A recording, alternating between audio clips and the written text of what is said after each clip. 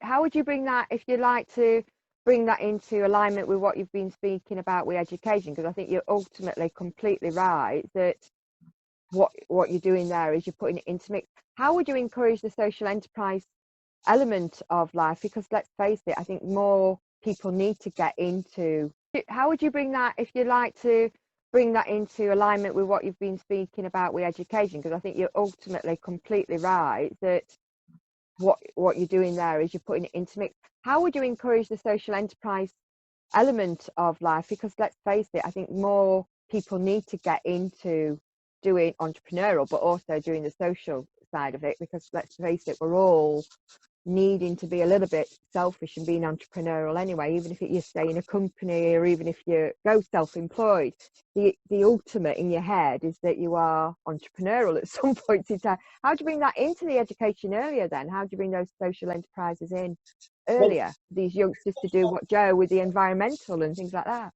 Yeah, this goes back to where I was going with this, and why I'll semi-disagree with your issue of a broad-based education.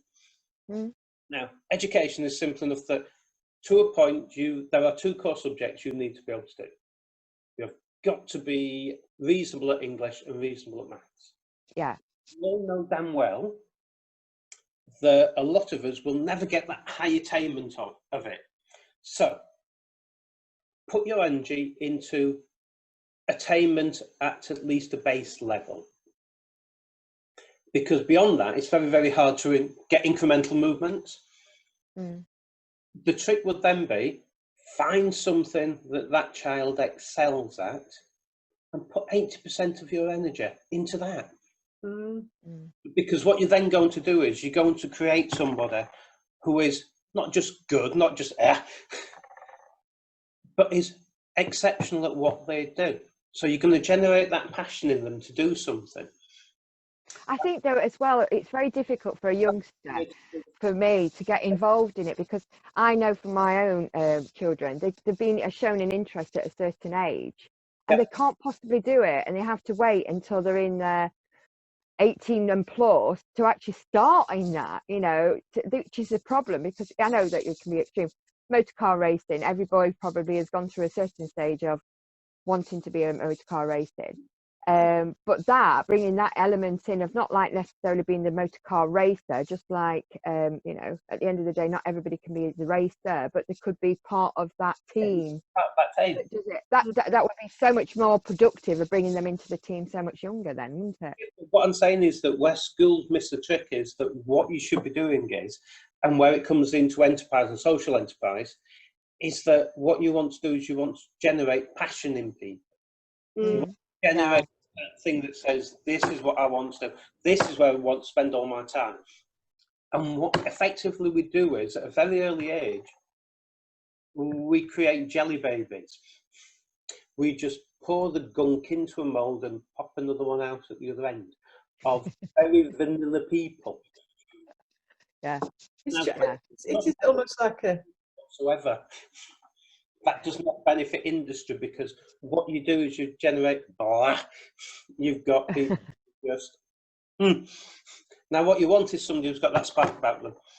Now, in some way, by centering on something, that's what you generate. Generate that commitment. So you start generating the things where enterprise does become a thing, because relatively a business, as I said before, it's a very simple thing. A business so instead of calling it social enterprise, then it's almost like a passion business, isn't it? Full stop. That you've got to start with the core belief that we've got a passion. We're not necessarily knowing what we're going to do and how we're going to get there, but by collaboration and being resilient to change, because you are probably going to be innovative then, because nobody else has done it before.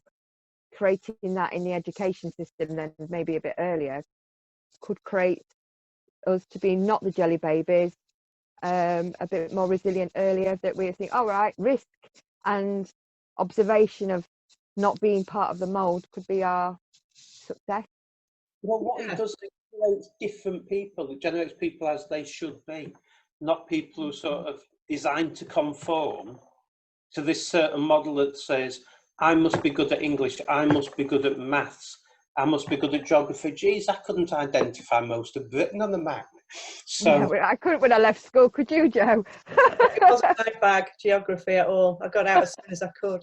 yeah, and yet I had to do physics and things like that. Yeah, it wasn't great, was it? I wanted to do art. I just wanted to go to art college, and told by a tutor, you won't get a job if you do that. It was all Yeah, a factory. I don't know what it's like now. I don't know if it's still what it was like when I went in the 80s, but it was kind of like you've got to.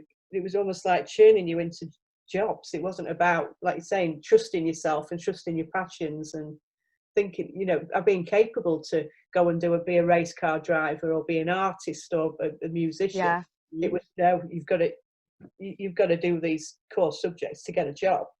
yeah. That was it. But we all know, because we're all of that age of respect of, actually, the more that you stay focused, you get it done, don't you? You do what you want to, you end up doing what you want to do, because you're that focused. You know it is driven by your passion, isn't it? Really, it's like, right, I'm going to do that, and off you do it. Resilience. Yeah, it's Resilient, yeah. Resilience, is it really, when you think about it in schools? That's the beginning. No. Of social resilience. You start to learn what you need to do. Yeah, To survive those few years. yeah, Yeah. To be honest, actually. Yeah. Because and like you said with your interview, that you're going to get knockbacks. Yeah. At some point in time, but it's not that it's necessarily you, it's just not you at that time.